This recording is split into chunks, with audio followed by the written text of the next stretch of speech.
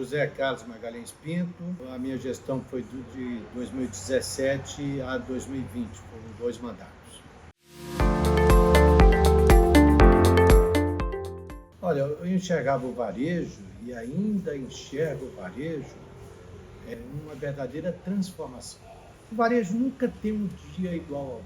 No começo da gestão, a gente sabia que cada vez o varejo ia se tornar mais eletrônico. Então a gente lutava e ainda estamos lutando para valorizar aquele momento em que o consumidor vai no varejo e compra o produto pessoalmente. A experiência da compra, o prazer. Só que ao longo do tempo, todos nós vimos que a compra eletrônica está cada vez aumentando mais. Mas ela tem um prazer momentâneo, ela não tem aquele prazer de você pegar o produto de você. Só que em 2020 veio a pandemia, e aí essa velocidade da compra eletrônica ela não foi a 100 por hora, ela foi a 1000 por hora. Isso aí fez com que o varejo se transformasse completamente. Então hoje, vamos supor, na minha loja a gente atende muito mais clientes pelo WhatsApp, que vão no nosso site, pesquisam o site, entram em contato pelo WhatsApp e acabam vindo na loja pegar o produto, vendo, e aí que é a grande, sabe, é o grande pulo do gato, é fazer um ótimo atendimento pelo WhatsApp. Então o varejo no começo estava lutando contra o eletrônico e agora está se juntando ao eletrônico com a venda presencial, uma mistura de eletrônico e venda presencial. A economia sempre é um desafio, né? E o comerciante, o empresário, sempre tem uma tendência a falar que está bom, mas pode melhorar. E se ele não pensar assim, ele fecha. Porque nós sempre temos que pensar que nós podemos fazer o melhor, podemos crescer mais, podemos gerar mais emprego. Então, na época, eu via o varejo numa situação difícil que tinha que se adaptar rapidamente. Só que eu pensava que essa adaptação fosse demorar mais tempo. Com a pandemia, teve que ser da noite para o dia. Olha, eu participo da CDL desde 2002. Eu entrei como diretor-secretário a convite de 3 diretores. E a nossa empresa é filiada à CDL desde 1971, quando a nossa empresa veio para Brasília. Então, a gente conhece muito bem a CDL, e a CDL sempre foi conhecida como uma empresa que presta serviço de informações creditícias. Então, eu participei como diretor-secretário, foi o meu primeiro cargo, depois vice-presidente, diretor de assuntos institucionais, fui diretor financeiro e fui novamente vice, e depois fui para a presidência. E como é que eu via a CDL quando eu entrei? Conversando com a família, com minha esposa e meus filhos, falei que eu gostaria de ser presidente, porque eu acho que quando a gente participa de uma entidade, a gente sempre tem que pensar em assumir cargos maiores e ter responsabilidade, porque a gente está ali para somar, para ajudar. E aí eu conversei com a minha família e a família disse o seguinte: olha, se você quiser ser presidente, você tem total apoio nosso, porque você tem perfil, você gosta das pessoas de lá, isso é importante. Mas você tem que pensar o seguinte: você não pode pensar só em acumular dinheiro. Você tem que pensar o que você pode fazer para o seu segmento, o que você pode fazer para a sociedade e o que você pode fazer para a CDL ter futuro. E pensando nisso, eu resolvi me candidatar à presidência. Já tinha tido vários professores, diretores ajudando, tudo, e isso foi muito importante. E aí eu vi que os objetivos da CDL, que era para a casa CDL, para a entidade, para a empresa CDL, os objetivos para o varejo, para o segmento, e os objetivos da cidade, eles acabam sendo comuns, eles se interligam, você consegue uma coisa para a cidade, você está favorecendo o varejo. Você consegue um objetivo para o varejo, você está ajudando a cidade no recolhimento de impostos. E está ajudando a CDL, porque as informações, os serviços da CDL vão ser cada vez mais usados. A primeira iniciativa foi ter uma participação ativa, consistente na CNDL, porque é a Confederação Mãe. Depois, eu tinha um objetivo da CDL voltar a fazer parte do Conselho de Administração do SPC Brasil, conseguimos, foi nessa gestão. Nós já fazíamos parte do Conselho do SEBRAE do Distrito Federal, e aí em 2019, a primeira vez que a CDL foi eleita vice-presidente, eu assumi a vice-presidente do Conselho do SEBRAE. Antes eu também tinha sido eleito vice-presidente da CNDL. Nós participamos ativamente da Fundação do Centro de Desenvolvimento Econômico e Social do Distrito Federal. Tivemos uma grande parceria com a FEComércio, o Sindicato Varejista. E por que eu fazia questão de que a CDL fosse representada e tivesse uma participação nessas entidades? Porque nós tínhamos vários objetivos comuns. E esses objetivos comuns a gente iria conseguir muito mais se a gente tivesse apoio das outras entidades. E aí eu tinha um objetivo que era, o objetivo para a CDL, era a gente obter, que nós havíamos perdido, o desconto do lote, do terreno, onde hoje é a nossa sede. Nós tínhamos perdido um desconto de 50% e nós conseguimos, através de um projeto, a beneficiar micros e pequenos empresários, todos os empresários que tinham imóvel no PRODF e precisavam dessa regularização. E aí nós trabalhamos ativamente com outras entidades nesse projeto de lei. E aí, quando a gente conseguiu o projeto de lei, nós resolvemos entregar um título de sócio honorário ao governador Hollenberg, que voltou a fazer com que o COPEP tivesse voz ativa na secretaria. Este era um dos objetivos, que era conseguir a obtenção do desconto que nós havíamos perdido de 50% e conseguimos mais, conseguimos 80%, que nós provamos que nós cumprimos todas as etapas. A CDL foi muito importante na minha vida. Em 1999, meu pai faleceu. E meu pai era um orientador. Eu trabalho desde 79 na empresa, a empresa fez agora 53 anos, mas em 99 meu pai faleceu. E aí eu fiquei meio sem um orientador com grande experiência. Já tinha experiência, mas você não vai no mercado e compra experiência. Experiência você adquire. E aí a CDL, quando eu vi aquela mesa na CDL, muitas pessoas, empresas bem maiores, a idade mais avançada que a minha, não vamos dizer avançada, com uma experiência que a minha, né? Eu vi ali como seria importante eu participar para uma orientação, para tirar uma dúvida, né? Para saber o que eu iria fazer no momento de crise. E muitas vezes eu fui visitar esses presidentes, ou diretores, ou amigos, para me orientar. Então isso foi, assim, de uma importância fundamental. O que nós conseguimos essa obtenção desse desconto tudo, mas nós tínhamos um objetivo também, que aí era a pacidade para o comércio dela, trazer a junta comercial para o Distrito Federal. E isso, quando o Michel Temer assumiu, nós vimos aí um caminho, que foi uma sugestão de 2 diretores, da gente entregar um título de sócio honorário para o presidente Michel Temer. E nós entregamos esse título por causa de 2 motivos, 2 trabalhos que o governo dele fez. Primeiro foi trazer a junta comercial para o Distrito Federal, comandar, porque antigamente ela era do Distrito Federal, mas comandada pela área federal. E a outra foi a reforma trabalhista, que ajudou a todos os empresários e as pessoas autônomas, aquelas que queriam ficar livre para trabalhar para uma empresa, 2 empresas.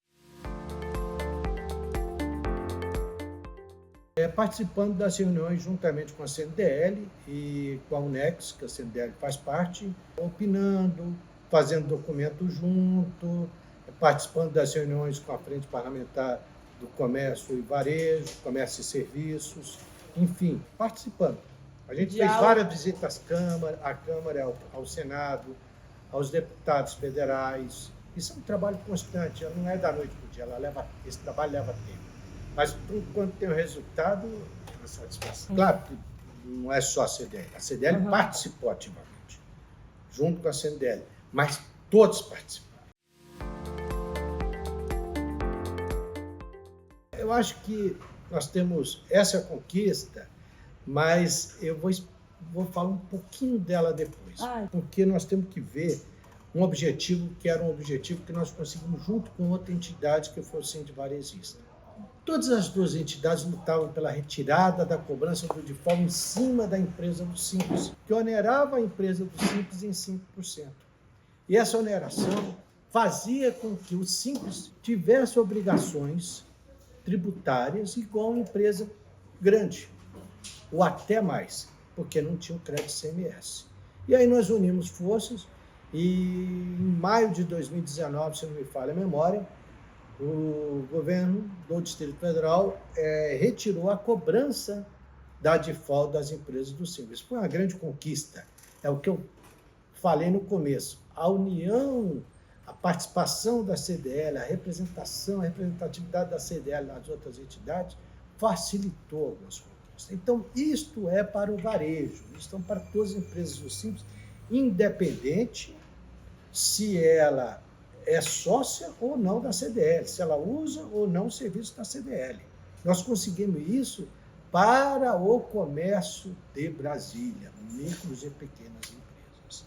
Então, todos foram beneficiados. Nós não pensamos só em nossos sócios, nós pensamos no Distrito Federal, no crescimento do Distrito Federal. Isso é muito. E aí, pensando no varejo, nós sempre lutamos muito pela comemoração, pelas datas comemorativas, que é incentivar dia do namorado, dia da mãe, dia dos pais, qualquer dia, Natal, Carnaval. Por quê? O varejo vende nessas datas. Quando você incentiva essas datas, o varejo vende. Quando vende, todos nós ganhamos. Outra coisa também que nós lutamos muito foi pelo refis, tá? Porque a micro e pequena empresa e os grandes precisavam do refis, porque o Brasil sempre tem crise. E nessas crises, muitos empresários não conseguem pagar o imposto. O imposto, é anotado aquela dívida e aquilo fica como se fosse uma estaca no coração. E quando há um refis, muita gente consegue quitar essas dívidas. Então, isso aí para o varejo foi essencial. Nós sempre trabalhamos muito para o varejo, não só para os sócios, para o Distrito Federal. E aí agora vem a grande conquista, que foi a revitalização. Começou com o projeto piloto da revitalização da Avenida DAP3 Sul. E aí eu volto lá em 2015, que eu comecei a trabalhar isso. Tivemos as primeiras reuniões no Sebrae, tudo. E todo mundo pensava que nós queríamos, que a CDL queria dinheiro para fazer o projeto. A CDL não queria dinheiro. A CDL queria apoio. Porque o projeto já estava feito há muito tempo. Esse projeto foi feito lá atrás e já estava feito há muito tempo. E a gente notava que ninguém acreditava nisso. E aí foi um grande desafio. Isso foi como falar assim, você nunca vai conseguir. Isso e o desconto do nosso prédio. Nós temos. Falava assim, você não vai conseguir, muitos já tentaram, está desde o governo Roriz, não tem jeito. E eu pus aquilo na cabeça e a diretoria deu apoio. Eu me lembro que muitos diretores iam nas reuniões comigo e a gente foi, nós lutamos com os governadores e ninguém acreditava. Ah, mais um. Eu ouvi gente falar assim, esse aí é mais um que a gente vai parar. E aí eu peguei aquilo como objetivo. Eu falei, nós vamos conseguir. E veio uma grande ideia dada por uma consultora do Sebrae, que foi fazer um projeto piloto, porque a DAP3, quando a gente falava em reforma, falava 7 km, e algumas vezes até em 14 km, que são as duas DAP3. E aí ela falou, por que a gente não começa com um projeto piloto? Aí foi a grande sacada. Foi a grande sacada porque se a gente começa com um projeto piloto, dá certo, aí vai de 2 em 2 quadras. Nós começamos com a 512 Sul, 511 Sul. E por quê? São as 2 quadras que mais tem varejo, mais bolsões de estacionamento, tem mais sócios das entidades, tem mais gente para ajudar. A ideia era fazer um pouco do que a DAP3 foi nos 30 primeiros anos. Um ícone do varejo, uma referência. Você pode ver em outras partes do mundo, tem várias avenidas que entraram em decadência e se reergueram. E hoje são visitadas por muitos. Nós temos isso em Buenos Aires, temos isso em Barcelona, temos na Alemanha, temos locais aqui no Brasil que também já foram revitalizados, como Porto de Belém, Curitiba. E isso daí, o que a DAP3? A DAP3 não tinha calçada, a DAP3 não tinha iluminação, os becos da DAP3 eram horríveis, a gente tinha medo de passar, a DAP2 era um congestionamento total, onde é para descarregar a carga, ninguém conseguia parar. E foi aí que nós começamos a trabalhar. E nós, até 2015, 2018, eu trabalhei nisso praticamente sozinho, mas com o apoio da diretoria. Mas em 2017 eu comecei a trabalhar firme, era um objetivo, porque foi dado aquele desafio. E aí nós começamos a ver, eu comecei que tinha espaço para a gente crescer. E em 2018 começou a campanha dos governadores. Eu ia falar com o governador, dou um apoio, tudo, ia falar com vamos ver. Mas aí nós chamamos o governador Ibanez para visitar a entidade e ele, isso foi em 2018, e nós fizemos um documento e ele assinou assim: me comprometo a fazer, nos 100 primeiros dias do governo, começar a obra. Eu achei aquilo ótimo. Acreditei, mas não acreditei muito, porque eu já tinha tido tanto não antigamente, né, antes, que eu fiquei na dúvida. Eu falei, se for, a minha gestão está resolvida. Se não for, vou ter que arrumar outra coisa. E vou pôr. Mas, por incrível que pareça, no dia 10 de maio, 11 de maio, alguma coisa assim, inaugurou o canteiro de obras entre 511 e 512. Aí foi uma satisfação, os diretores da CDL participaram, a CDL foi chamada também para fazer parte lá da cerimônia, e a partir daí isso passou a ser um objetivo da CDL, tanto na minha gestão como vai continuar nas outras gestões. E aí eu tive a ideia também da gente fazer um livro da W3, que está sendo feito aos poucos, porque a gente tem que esperar a reforma completa da W3 acabar para a gente fazer o livro, né? Então, essa daí foi a grande conquista, porque ninguém acreditava. Hoje a W3 tem iluminação nela toda de LED, os becos estão iluminados, né? É calçada para as pessoas andarem. A W2 hoje dá para andar tranquilamente, né? E o bom é que a reforma da W3 continua trabalhando nesse ponto e muito bem. Então, agora nós vamos ter novas pistas de ônibus, com concreto. Então, essa foi a grande conquista. Eu acho que essa conquista favoreceu o varejo, os lojistas que estão na W3, a sociedade, a cidade. Estava abandonada. E a CDL, que fez e faz muito pela sociedade e por Brasília. Olha, os principais desafios é a gente conseguir tocar a empresa, porque todos os diretores da CDL são varejistas. Todos têm. Então, lá ninguém vive da entidade. A gente não tem um jeton, não tem nada. A gente trabalha nas nossas empresas e trabalhamos na entidade. Então, muitas vezes, quando a gente chega no final do ano, no final do mandato, a gente vê, fiz 3, 4 reuniões na minha empresa e fiz 26, 27 aqui na entidade. Então, o grande desafio foram esses. Foi fazer com que o varejo crescesse, fazer com que a CDL tivesse a representatividade a nível da Confederação, do SPC Brasil e das entidades locais e fizesse alguma coisa pela cidade. Então, esse foi a grande conquista e o grande desafio.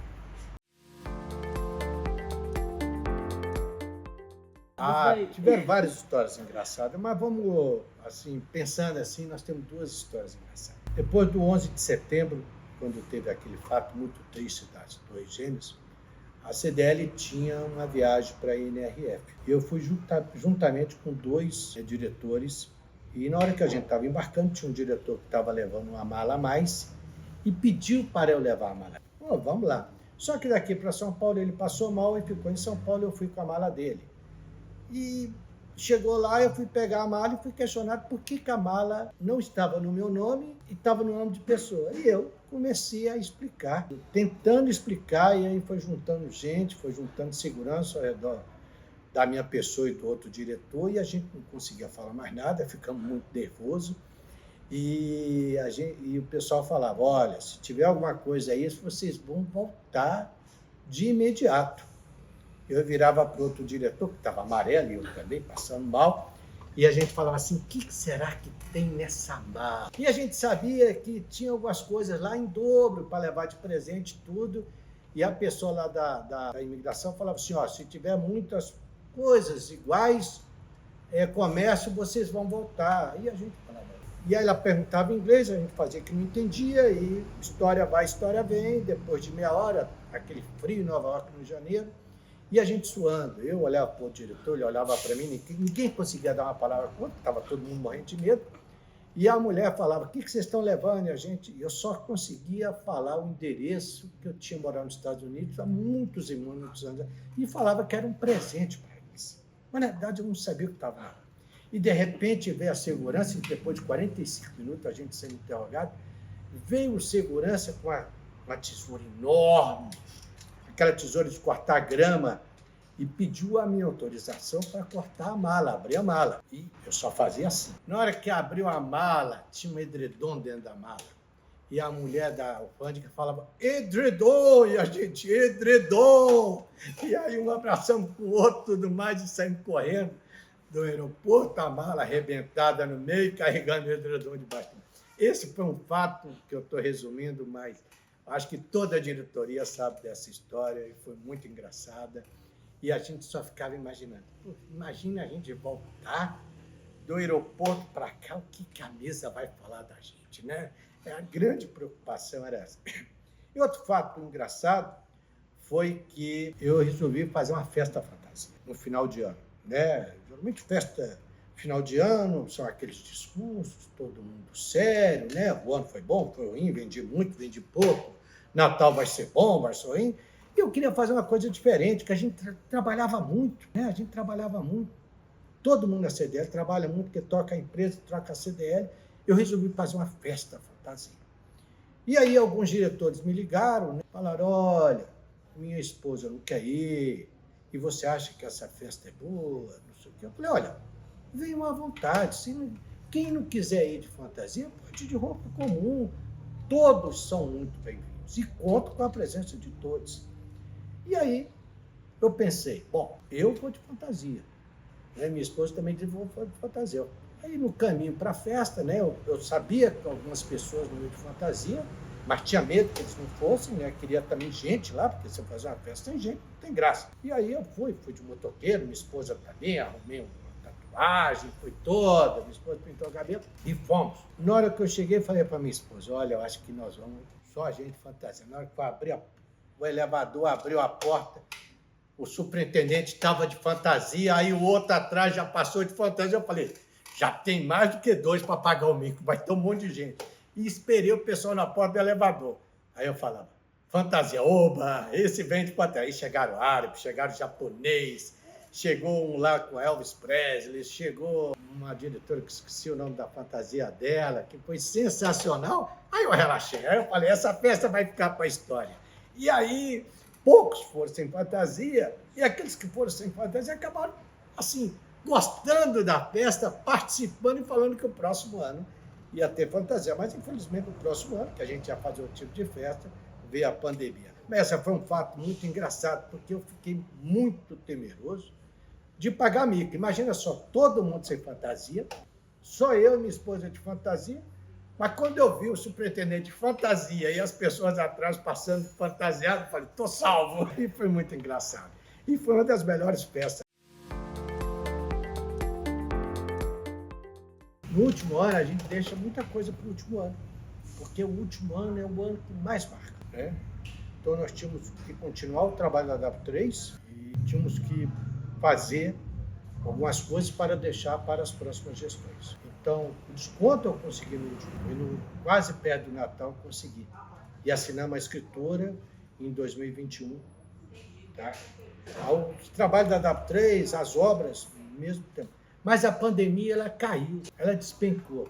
Então, em 19 de março de 2020, nós vimos decretar o fechamento do comércio.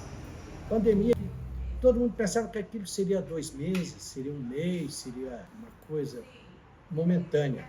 E aquilo foi se alongando. Eu tinha vários planos para 2020. O desconto do prédio, eu pensava que eu ia conseguir no começo de 2020. Mas acabou não tendo várias reuniões canceladas. Tudo. E nós conseguimos no final de 2020. Mas nós tínhamos 3 missões programadas. Uma era para a China, a gente ia levar uma parte do grupo. A outra era para Israel e a outra para Portugal.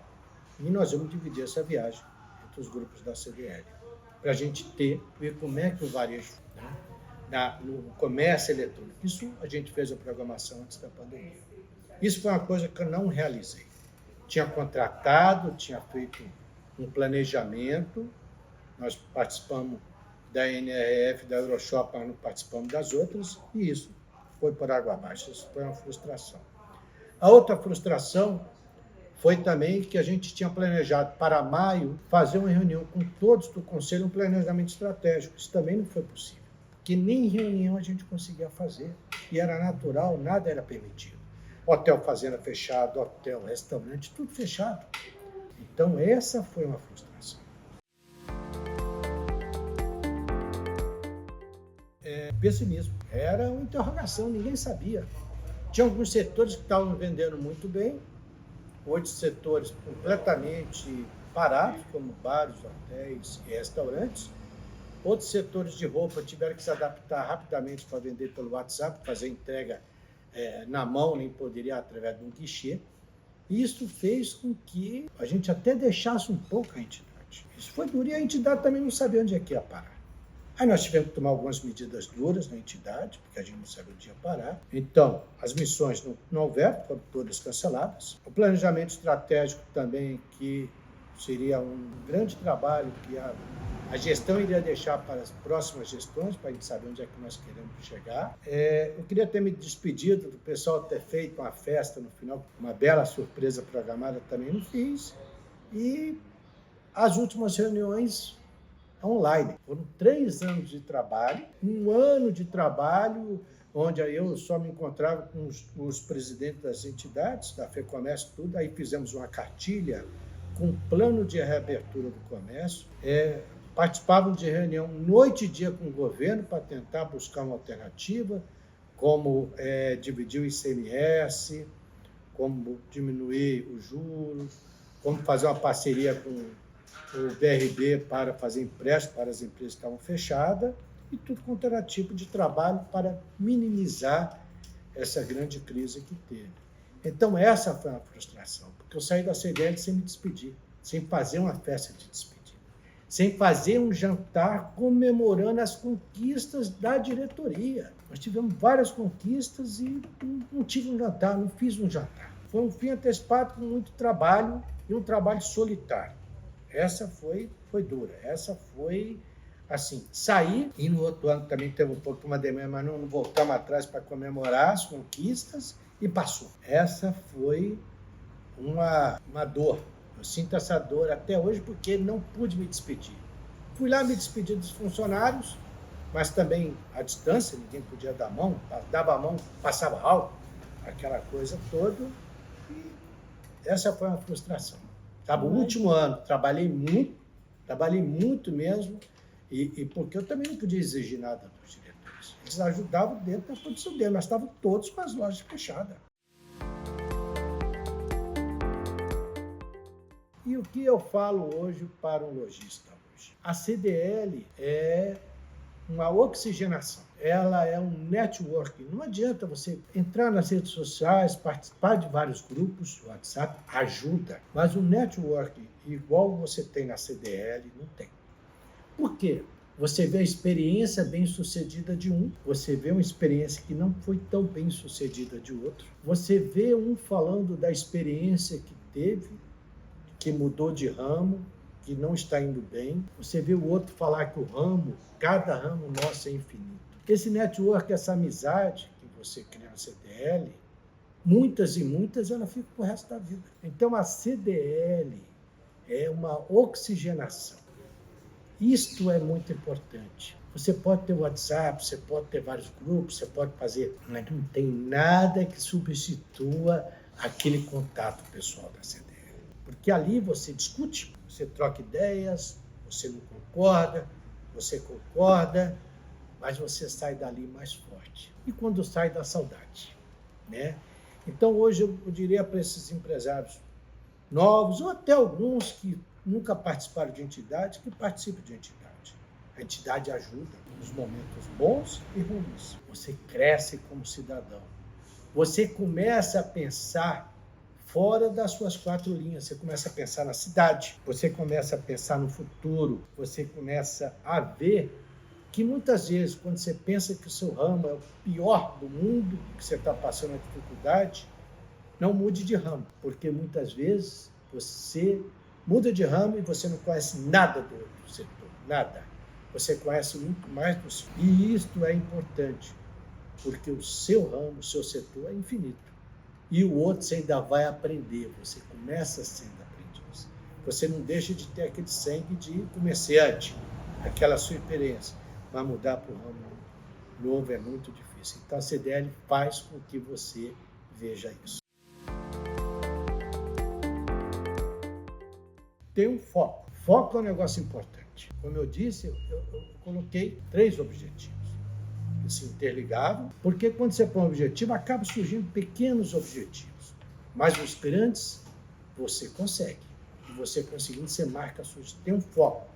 Mas sempre pense o seguinte, a coisa mais importante na gestão é a casa. Porque se a CDL estiver forte, você estará forte. Se você enfraquecer a CDL, você enfraquece a você, como diretor, como presidente, como participante da entidade.